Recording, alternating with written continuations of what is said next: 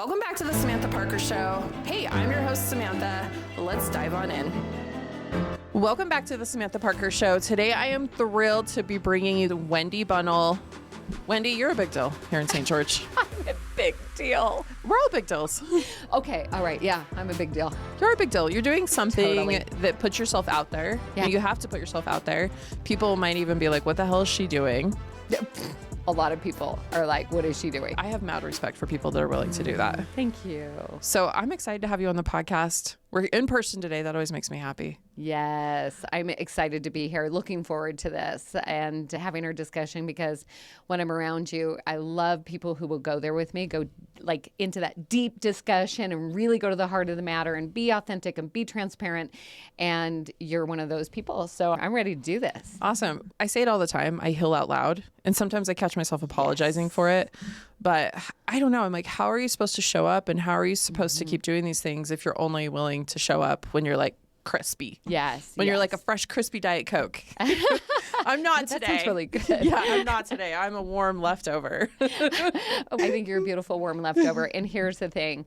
I feel the more we can be authentic and vulnerable, it gives permission to other people to do it as well. This human life is messy and beautiful. It's beautifully messy, right? Yes. And I love emotions. So if there is an emotional place that happens, okay, so I'm a Cancer. That should tell you right now. The emotion is there. And then I'm Pisces, so I feel everything extra. I'm a Pisces. Right? Oh, yeah. So you know, you and I know. Highest of the highs, the lowest of the lows. We feel it all. You know what? Bring on the emotions. That's what I say. Wendy is a transformational advocate, a best-selling author, a TEDx speaker, and the creator of Taking the Weird Out of Woo. Should we start there? Sure. Is taking the weird out of woo. Normalizing or the goal is to normalize non-traditional ways of healing. We say healing beyond the mainstream, one episode at a time. So basically, we're bringing someone who's run out of options. They're trying to improve some area of their life. Could be relationship, could be health, could be emotional well-being, whatever. And they have run out of options in the mainstream. And now they're getting brave and curious, but there's a lot of resistance. So we call them skeptics, right? Because typically it's someone who's, I would never have considered doing this before. We call it woo sometimes, but I'm willing to do it because I'm willing to see outside of this lens, this box that I've been living in order to improve my life. And so we showcase this. We take our skeptic, we pair them with an expert, and we go have an experience. And we have a great time going through it. We become curious and playful. It's really beautiful. I love it. It's just brought so much abundance in my life. Yeah. That's awesome. Let's go back to the genesis of Taking the Weird Out of Woo. Like, really, what inspired you to launch it? Because, okay, so let's be tactical here. So Taking the Weird Out of Woo is a YouTube show. Yes. Airs, like, you guys do a live premiere every week? We paused and slowed down in the summer, but starting in September, every single week. So far, I've seen you bring in guests. One of my friends, Jenny, she's been on the podcast. Yes. She was talking about somatic therapy. Were you guys talking about ketamine? Ketamine and somatic therapy. I was and just going to say, you guys were talking about drugs. Combining them. Yeah. I was like, no, that wasn't it. And learning to use that window of opportunity where the gatekeeper is quieted down to start moving some of that trauma in the body, start moving some of the emotional residue, so to speak, so that we can start to feel better. Yeah, and then I saw you did an episode with the horse whisperer guy. That's just what I call him. Yes, he is the horse whisperer, West Taylor. He's amazing. And what a fun episode. Just watching this woman who won't slow down for anything. How many of us out there think that we have to constantly be busy, right? And we're always serving other people. And yet, when you listen to Kim, who is a skeptic, say, I'm just so exhausted. And that she was actually jealous of the horse, that the horse had no responsibilities. But she doesn't realize she can have the same life. She can have the same thing. It's just that we're programmed to see things. And even our nervous system is wired to keep us doing the same thing day in and day out. And so she learned from the horse how to get out of that cycle. I saw one of his horse demos. Yeah.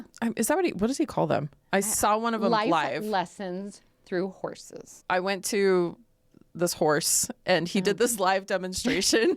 I don't know what he called everything. I just was taking it all in. Yeah. It was really fascinating. To see our human behavior and how our brain works through the horse. The horse can't be a villain in our story, actually receive that information. If someone were to say that to us, we might become defensive. You don't know my life. You don't know what I go through. But you look at it with a horse, and the horse doesn't have a prefrontal cortex. They're not analyzing this. They're doing what their behavior is. Like they're using that primitive brain, which catches us and stops us every time we're trying to move forward. So we learn from the horse, and we also learn how the horse can get through that. Now we know how to get through it. So basically what you guys are doing is you're taking a concept like someone hearing how they relate to a horse, they might be skeptical. And so you're bringing in people that are skeptical of that experience. And then you're basically creating a YouTube show that shows people that there's a different alternative. Yes. And usually the skeptic, you're going to start hearing, especially in future episodes, the direct reason why they're even doing it. Like, why are they even there? Why does it even matter? Because there's always a why. People, yeah, it could be a fun experience. Let's go on film, blah, blah, blah.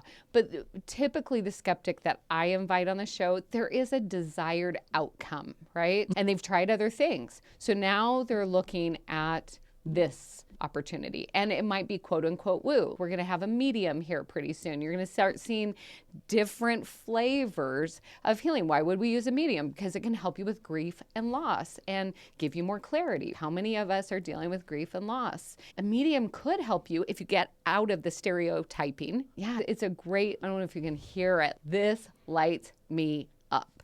Your passion is very evident. The conviction in this is amazing. Oh, thank you. I just wanted to explain exactly what it was so that people listening had some context. So it's it's a YouTube show. You talk a lot like me. I'm like, ooh, and then that's fun. And then we could go on this tangent. Yeah. It's a YouTube show where you guys explore different woo concepts and try to take the weird out of them. Yes, exactly. And the validity and the credibility and even the science behind it, so that if someone is looking to improve their life, they're like, oh my gosh, so-and-so looks just like me. She's a regular person. She's not like a hippie with dreadlocks, even though I love them too. They're amazing. They're my friends. But I don't have to look like this to try and utilize something that could be very, very helpful in my life. I sometimes will make jokes. I'm like, I'm a hippie, but I like to shower. And I call myself a classy hippie. And I think you are too. I'm into so many of these things, but I'm not going to go live in a van. Yeah, exactly. And the people who want to live in a van, that's awesome too. I think they're awesome. I'm like, that's really cool. Guts. I'm all, can I come see it? Takes guts. I can't live that lifestyle though. I choose something else.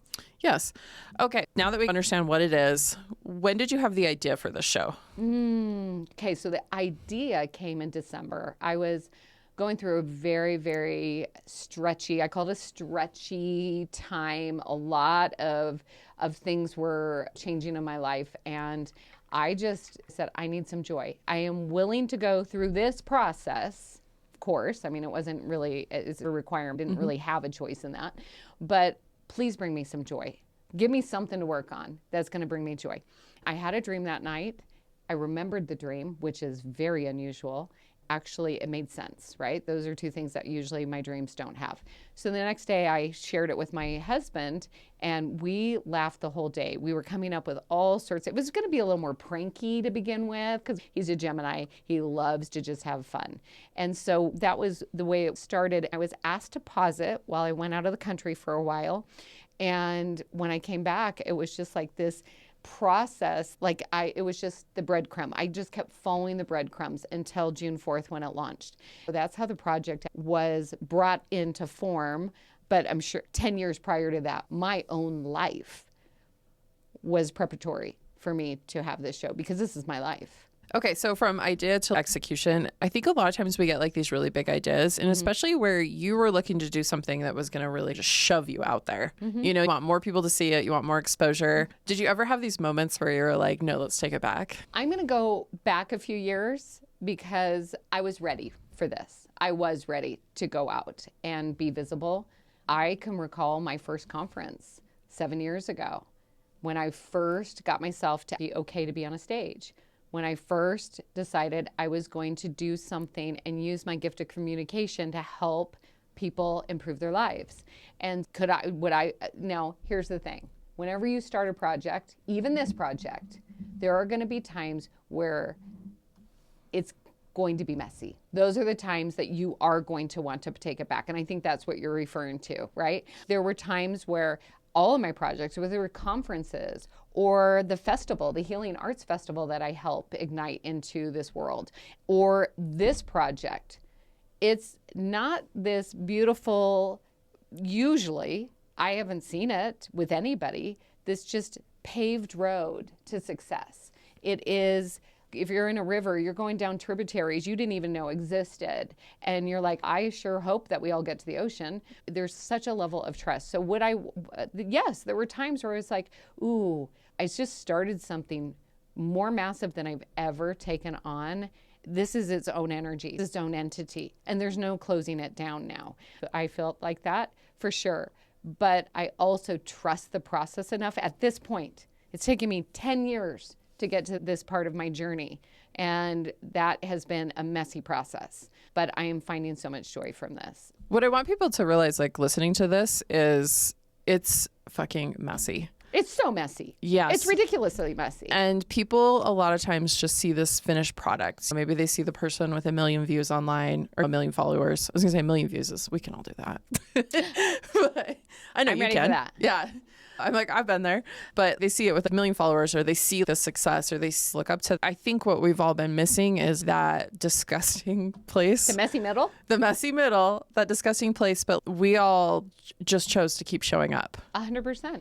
And just trusting the process. I think that's the biggest thing that I've been able to evolve into, because let me tell you how hard I made a lot of my projects. So we're having like not really that big of a tech issues, just some lights and some weird things, and our recorder just died, but it's fine now.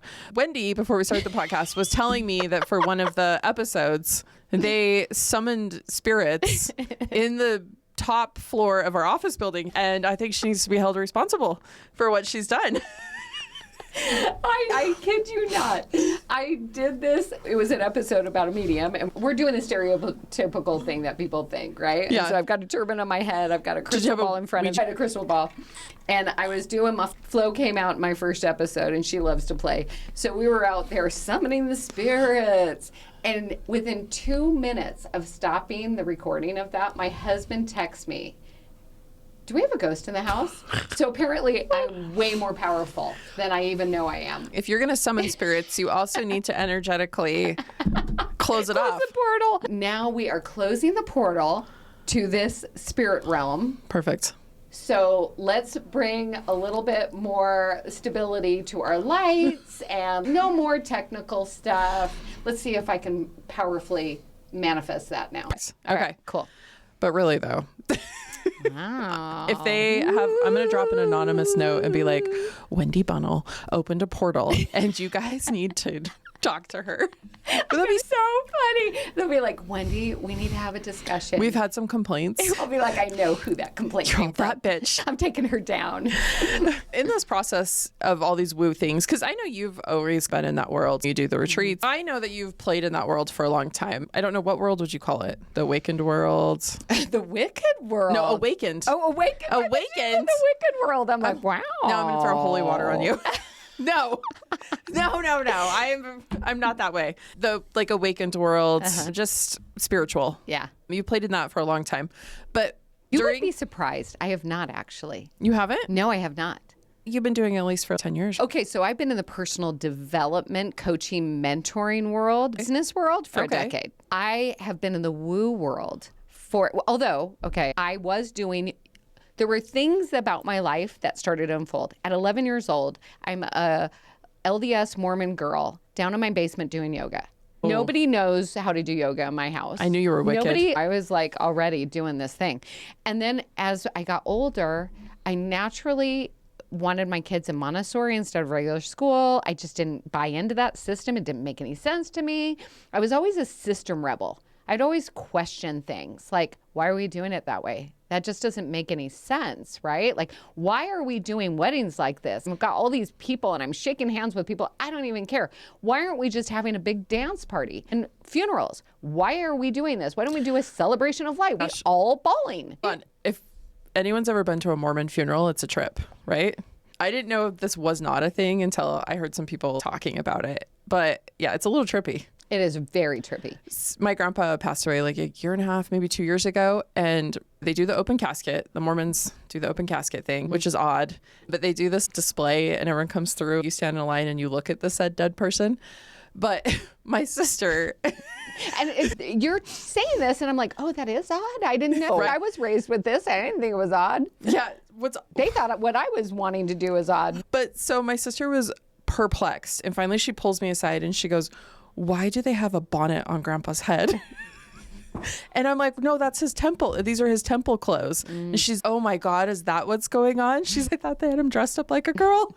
And I'm like, no, these are his afterlife celestial clothes. Yeah. I think it's so fascinating how we all view life differently. But basically, I agree with you. All of these things, I love that we're squirreling all over the place because this is how I like to talk. Like, it's awesome.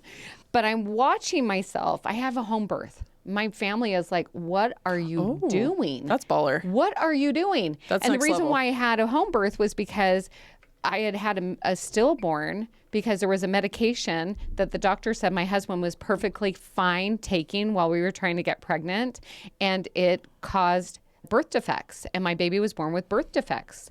And so I started to go, these doctors don't know as much as I do about my body. Why am I giving my power away to someone who doesn't even live in my body?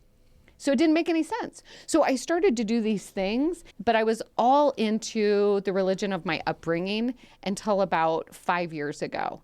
COVID was the most beautiful gift. It was a gift with a little bow on it that just said, now you can hear yourself.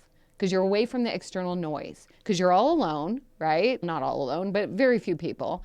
And you're in nature all the time, because that's the only freaking thing we could do, right? Mm-hmm. So I'm in nature and I'm quiet and I'm listening. And then when I go back to church, I'm like, why is my body responding like this? And they put me in leadership positions because that's what they always did. And I'm going to teach classes. I'm like, I can't teach this. Like, I legit cannot teach this. So it really wasn't until September of 21 that I handed my keys to the building, literally handed the keys to the bishop and said, I can't come back. I am super surprised by this. I have totally redesigned my life. It's been, so when I say, like, when I'm talking about my life now, I have done so much unraveling for my own identity to be here. My self-worth is not tied in what I do anymore. My self-worth isn't tied into pleasing this being that has certain conditions. I am whole and complete as I am. Even my children never bought into it, by the way. I was the most manipulative woman trying to get everybody lassoed into that church because it was my divine... And their eternal salvation depended on it. Theirs and mine. And so when I finally let that go, my intimacy with my family is so different. There's nothing they need to change. There isn't a single thing. I delight in the differences of my children. I love my super eccentric pothead son in Denver. Like, I love him so much. He grows magic mushrooms. He is the most delightful human, so eccentric, right? And I love my delightful daughter who has free range children. She just lets them design their own life. And I watch her and I'm like, you are such a great mother. And then I have another girl that is all about justice in this world. And she takes this anger and this feistiness and she makes changes in the world. And then my son is this creative genius. So I just look at them and they're like, Mom, I finally don't feel like I have to live up to your expectations anymore. You just love me. And I'm like, that's what unconditional love is supposed to be. That's what I think we were taught. But we weren't given an example of what that looked like. We're given a set of rules and to-dos. And society does it too. So it's not just religion, it's all the way across the board. You're supposed to do life like this. And I finally said, fuck that. I'm not doing life like this. I'm going to listen to me. I'm going to listen to my internal voice. And that's really what taking the weird out of woo is. Part of it is the skeptic is learning to listen to their internal voice. I don't care if they like the experience or not. It's not about the experience. It's not about the tool. It's about finding their wholeness. Maybe that tool can help them get there.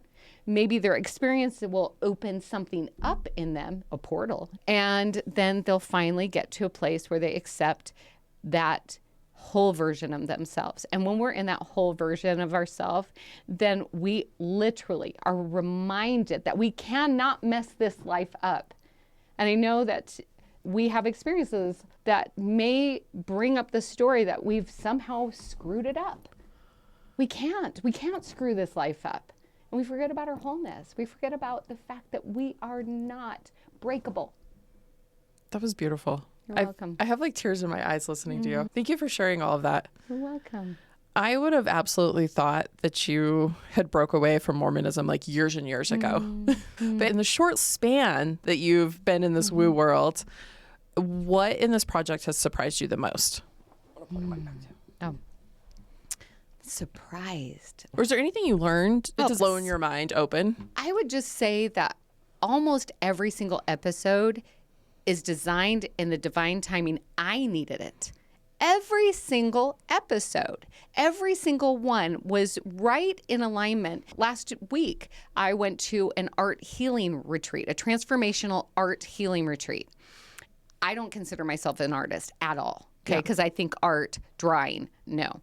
In that process, to learn to not give up on myself through my portrait, I needed that to help me with what I just told you about, surrendering and being okay with trusting the process. I got to see how many times in my life I was ready to give up on something because it didn't look like I thought it should look. And trusting each phase of the project. I'll show you my photos of the before and after. My project, when it first started, was ruined. Even the expert was kind of like, you could tell, she was like, it was falling apart. It was coming off my canvas like tissue paper. It was like when a kid makes you a Cheerio necklace, you're like, wow. Yeah, exactly. You could see the pause and them looking at it like, and you can almost, like she's inside going, holy hell, I have no idea how she's going to do this. But she's amazing as this guide. And she could hear the story in her head for a second, and then she paused and she goes, it's exactly what it's supposed to be.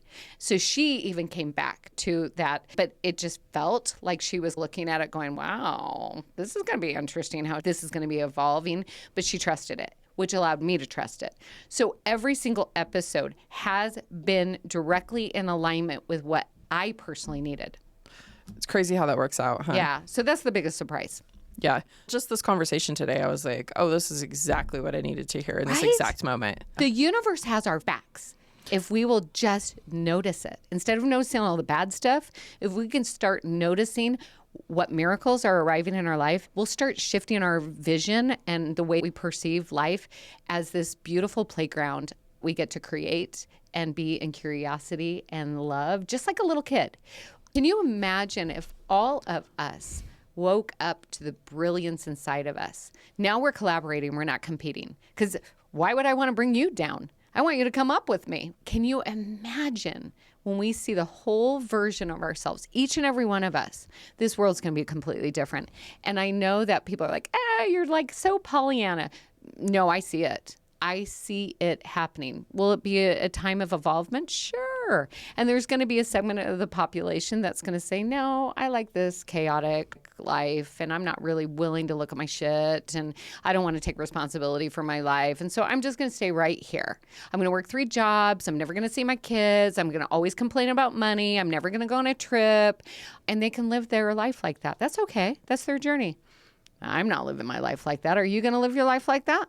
I don't think so. I try not to live my life like that. I prefer to just love life and enjoy this life to the fullest. Yeah, I like to look at things when I'm not feeling lit up in a certain area of my life because I come into my office, I love what I do. I get so excited. I told you, I was like, I'm not having the best day. And I was like, maybe I should stay home. And I was like, no, I need to come in and do this because I love this. This is where I love being. Yeah. And I've noticed home at night, like I feel like just contentious. Is that the word?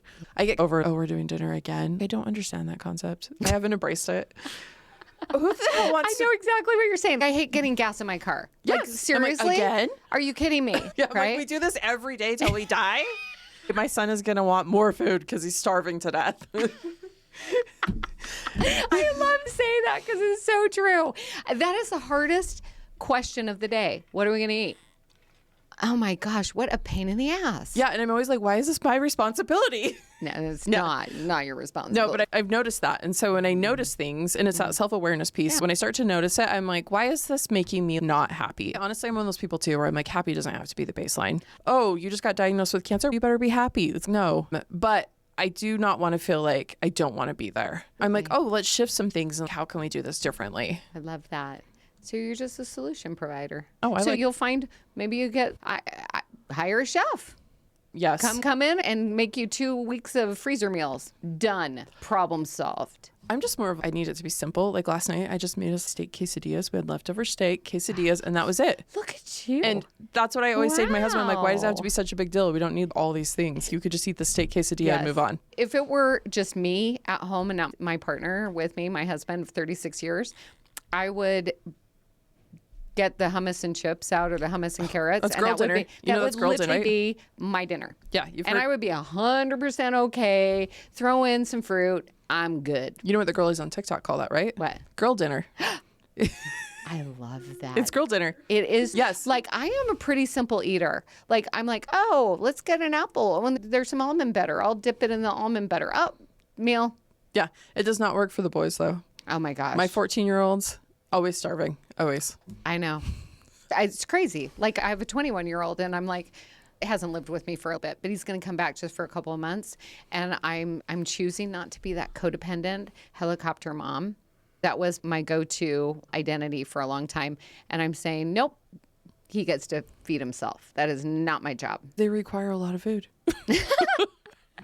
And they wanted deluxe and gourmet. Yeah. My son, he's just growing. It's a growing boy thing. Yeah. But yeah, I'm like, oh, this is exhausting. But we'll make it. The dude gets his, steak and his chicken. Don't worry, guys. But that's yeah. awesome. Yeah, some days I'm like, what the hell is going on? Awesome.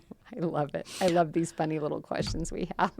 I grew up, like, my parents were never together, right? Eventually, so I'm 10 years older than both of my sisters and 12 years older than my brother. But I lived primarily with my mom and just my one sister. And so I never experienced this, like, boys eat a lot. And my husband comes from a family of 5. There's 4 boys. And the first time I went over and had Sunday dinner with them, I about fell out of my chair and died. I've never seen so much food, and I've never seen it just disappear so fast. I did wait for the prayer, but it was gone. This is my first experience feeding a growing teenage boy. Oh, good luck. You make it through, and then they're adults. Yeah. And then they hate you. The only thing you can guarantee is that instead of a college fund, you should do a therapy fund, because every child is going to need some sort of healing based on the fact that they got traumatized by their parents. So that's actually really smart, because I do have my oldest daughter in therapy, and we had an HSA fund. There you go. See, you did it. I did it. That's awesome. Look at me. I did something right. Look at you. Did a lot of things right, no, sister. I would say you're doing life pretty dang good. Yes. No, I have a great life. I just got back from a really cool event I went to this weekend. It was like Powerhouse Women, and I took my daughter. That was really fun. You're a powerhouse, so that makes sense. Yeah, it was a lot of fun. How fun. Yeah. And I loved having my daughter there so she could see women doing really big things. I think that's important. Absolutely. See, you're a good mom. Oh, I don't think I'm a bad mom. There's just moments when it hurts. And sometimes I think we just want a different path for our kids. You're like, oh, I'm sorry, that's the path you're going through. But then I also look at my oldest daughter, my son, he's still 14. I feel like he's still just going to middle school and doing his thing. But I look at her and I'm like, oh my gosh, she's figured out so much and she's only 20. I know. Kids are... What's she going to do with all this? Because the things that she's figuring out, I figured out at 39. I see that with all of this new generation is just taking my breath away. It's amazing how brilliant and intelligent and compassionate they are, and how they're looking at things and questioning things and going, how can we improve this? I love it. Which is awesome that they're doing that. Do you feel like, how old are you? 55. 55? Okay, so I'm 40. Double nickels. Oh, double nickels. So for those of you listening, nickel is 5 cents. Those of you that have never had coins in your hands before, oh my word. Change. No, I'm just kidding. But okay, I feel like I'm going to say like my grandparents' generation. So my grandma's 88. Yeah. And I feel like she was like, it's okay to question things. But I definitely saw my grandpa was like, do not question things. You fall in line. Absolutely. But I feel like it's trickling down where people are like, but why? And it is so good. And there's less pushback. Yes. That's why originally when I started seeing our society get more and more open, of course, because I was in a religion that taught there was one way to do things, it was a little triggering. And now I'm like, dang, yes. Like everybody can express how everybody wants to be. That's really how we were designed here. And also, we have 8 billion people or whatever, however many people, and 8 billion of us see life differently. So why should we have anything that keeps us in a box? Why should we have education that we only learn one way? And we're starting to see that morph, right? Why is healthcare one way, right? Like religion. I'm so grateful. My family's very, very religious, and they love it. And I love that for them. Yeah. I love that for them. They have learned to evolve and love me unconditionally. They're still working on it. And to me, it's a richer relationship because now they don't love me because of what I do. They love me for who I am. That's a way deeper love. My mother-in-law and father-in-law are very LDS, so they're Mormon. Right now, they just got to Phoenix and they're doing a mission. Yeah. And I just like look at how happy they are and how excited they are about that. Like, I don't understand it whatsoever, but I'm like, that is so amazing that they're so happy. I agree. I love that just as much as a man learning to love dressing like a woman. Like, why should either one of those be like, you can do this, but you can't do that? I love, like, I'm not going to demonize my mom who goes to the temple 3 times a week, and she loves it. It provides peace and structure and safety for her. Go, Mom, go. During COVID, I would go over and get my grandma's iPad so she could watch church because it made her happy. Yeah. And I think that's a lot of it too, is I would say even our generation, like the parent age generation, I feel like we're also just willing to accept both things. We're like, that's so awesome that brings you joy. And then your kids are doing this other thing over here. And you're like, that's so awesome that it brings you joy. Yes. As long as you're not harming yourself. Yeah. And I think it takes us away from the very thing that brings us all down, which is that shame. That's really the core of addiction, right? Shame. Thinking that there is some part of us that is broken. And so we're numbing to cope with the feeling of shame, the feeling of guilt, the feeling of disconnection. I'm just watching this new evolution of generation, like our kids, and they're coming in and they are not okay with discrimination. They are not okay with segregation or, and I'm being very generalizing right now, right? But I'm just saying, as I'm listening to these kids and watching what they're doing and having them question and start being okay with the way they are doing things, and it doesn't have to look like this other person's. That's where I think we're going to evolve into really, really cool. I think our society is going to get more beautiful, more evolved, more rich, more, and I think we're going to see more and more creations because you and I'm way older than you, but you're 15 years. That's a lot though. If you think 1970 was when I was born, right? Like I was born in 85. Yeah. Okay. So huge differences even in 15 years from 85 to 2025. Holy moly. I remember getting stuck in my car on the side of the road and hoping that someone stopped to get me. Yes, I remember one time we broke down driving to Delta, Utah, which is the middle of nowhere. And my mom had this Camaro. It was that brown color. You can see it in your head, can't you? I can totally. Like the fins. Yeah. Yes. And I remember it broke down and we just sat there and waited for an hour before someone came by. And then we got in the vehicle with this person and rode with them to our destination. This was our life. I was pregnant 9 months. I kid you not, with my very first baby. We were coming back. We lived here in St. George during that time. We went to Las Vegas for some sort of family meal. Coming home at 11 o'clock at night, the timing belt broke on our car. If you know anything about timing belts, you're not going anywhere, right? I am 9 months pregnant with my first baby in the middle of nowhere, Nevada. And we are stranded in that car for 8 hours. Oh my gosh. Until someone finally pulls over. I'm having a panic attack. What if I have my first baby in the car? You know what I mean? That would have been cool. No. No, that would not have been cool. I was thinking of this really awesome story. You're like, and then we had the baby, and then I wandered through the desert, and Dan bit the umbilical cord with his teeth. Yeah. And we met a coyote. And we threw the placenta, we threw it in the desert and something grew. No, that didn't happen. But the guy stopped and said, I was stranded for almost a day in this desert. And I decided anytime I saw anybody stranded on the side, he'd stop. But it just goes to show now what would we do? Just pull out our phone and we're good. We're not stranded. Our life is getting easier, which allows us to have more time for unlimited creation if we'll tap into that aligned space. Ooh, that was powerful right there. Mm-hmm. That's the key. And all these tools that I'm showing on my program are just ways to get back into alignment. That's it.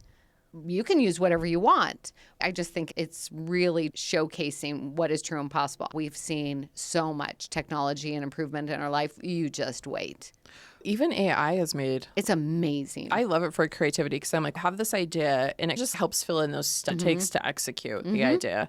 Especially online with like online content and stuff. I even, for relationship things every once in a while, be like walk me through this. And there's just this beautiful, like, always her response is so beautiful and so poignant. And here, I've even asked her, are you showing us are you giving us a blueprint for what we can actually evolve in? Like, I believe that we at some point could be that sounding board and be able to respond to someone without getting emotionally involved in it, without getting into the story. I think that we're seeing in lots of different ways what we can become if we will get out of our bullshit stories. Okay, so real quick, because we got to wrap this up. Yeah. What episode are you like really looking forward to? What's coming out next? Ooh, what episode am I really looking forward to? I'm excited to hear the psychic one. I love that kind of stuff. She is brilliant. Who was it? Like Crystal Perry. I don't know And this person. she We is pull her up. like, what is really fascinating is called the blossoming medium. And I'm actually excited for all 4 episodes. I'm excited for all of them, but I'm excited especially for the 4 we just filmed last weekend. We're really evolving into, I call it taking the weird out of woo 2.0, even though we're not going to say that on the show. Your listeners heard it from me, 2.0. It was about a medium. Nervous system regulation, because oftentimes our programming and our nervous system keeps us trapped into a state of being. So learning to navigate that. And then this art healing transformational retreat that she did. And the power of a retreat, the power of connection, the power of unfolding and having that time, talk about self-care. And I'm just trying to think of the last one that we did. Oh, stem cell regeneration and emotional processing. That was really cool. I did not think that one would be very sacred because it's very much in a medical facility. That was beautiful. What's really cool about these upcoming episodes is it's not a one and done like they were before. We're actually going back with them 30 days and some of them 60 days to actually see how it impacted their life. Oh, so cool. It's really cool. Yeah. I love that. So I'm really excited about all of those. Awesome. We'll have her linked in the show notes, but YouTube, Taking the Weird Out of Woo. Instagram, Taking the Weird Out of Woo. Are you anywhere else? TikTok. Thank God. Thank God you said I know, TikTok. You know how I know. feel about TikTok. I know. And I'm still trying to master that one. So I'm going to need your help, sister. I love me some TikTok. Thank you so much for being here today. Thank you. Big hugs and thanks for sharing your beautiful soul with the world. And thank you for this big work that you're doing in the world. Thank you for the big work you're doing, sister. I really think that all of us pulling our beautiful gifts together is what's going to make this world just fabulous.